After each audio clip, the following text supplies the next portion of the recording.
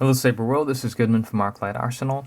To celebrate the relatively recent release of the Nano Biscuit soundboard from Irv, the genius over at Plector Labs, at plectorlabs.com, wanted to design a saber that really set itself apart as unique and was able to incorporate the smaller form factor of the Nano Biscuit. The saber is entitled Horus. I'll tell you why in a minute.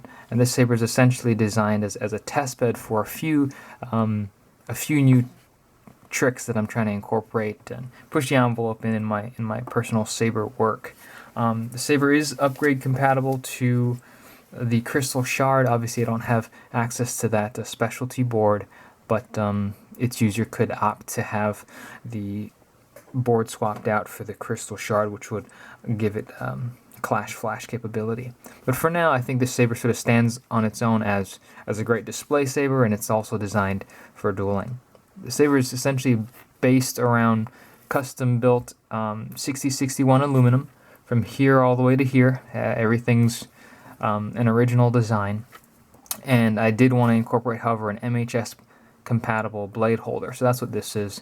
Again, custom lathe to my personal design, but this does allow the emitter to be unscrewed and give easy access to the heat sink and the LED assembly in here. As you can see, I think what stands out immediately on this saber is its layout. It's not your typical tube, metal tube with a couple of surface details on it. I really wanted to go for depth here, and so sort of again an exploration of the dynamic of what a saber should be in my eyes, and how construction can vary instead of just being a plain tube. So this saber is made up of multiple components. We have an inner sheath and an outer sheath, a central tube, another forward sheath, and then this inner core here, which extends out to the emitter. You can look at my website for a little more detail as far as the design and what goes behind the thought process. But I think two of the most standout features on this saber are obviously the core. This core is fully visible. It is designed so that ergonomically I can reach around here and hold it comfortably without my fingers impacting the crystal itself. Let's pull the kill key out. And it does have a lit crystal display. I'll show you at the end of the video that this entire core here, this crystal core, can be removed and set aside for display.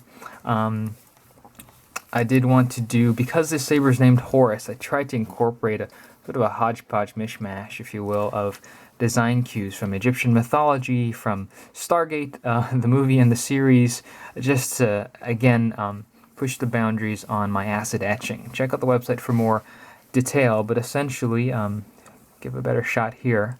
All of what you're looking at here was achieved. It's a 3D deep set etch, and it's achieved by, after building the saber itself, I cover everything in clear packing tape, and then very painstakingly with an X-Acto, cut out every single shape. All that you see here that is gray was cut out with an X-Acto, and then I removed the tape and then dipped the entire part in acid, in ferric chloride. It's essentially a PCB etch, and the result after 10 to 20 minutes is wherever I remove the tape and left exposed aluminum, the acid eats it away. Eats it away nice and uniformly so that it provides, again, this nice 3D etch. And wherever the tape was, obviously, is protected. Wash the piece, remove the tape, and then you have this fantastic design. I did some inlaid brass here to offset the brass powder coat. It's a trans brass. Going with the Egyptian sort of Horus theme, I did the red son of Ra. Excuse me if I'm mispronouncing that or miscategorizing it. And then I'm particularly fond of the wings. If you Google Horus, you'll see it's typically depicted as an eagle with outstretched wings and the sun sort of in the center. So I try to extrapolate that design out here, so now you see this winged motif going to either side there. Here we have in the center again more of that detail. And here is a sort of a stylized constellation that is backlit again when you power it up. And let's do a quick function test of that before this video dies down. We're going to remove the kill key, which powers up the saber, gives this nice static ready light. Removing the blade plug, inserting a blade, and fire this up. It's a nice bright blue.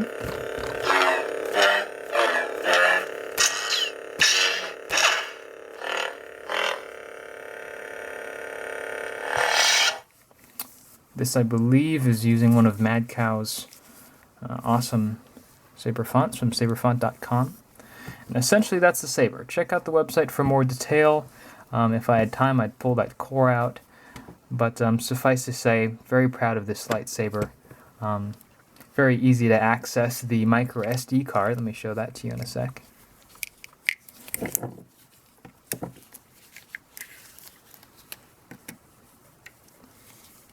Just by removing this screw here, I can pull this back, and that's the SD card. So easy access, and thanks for watching. Check out the website for more information.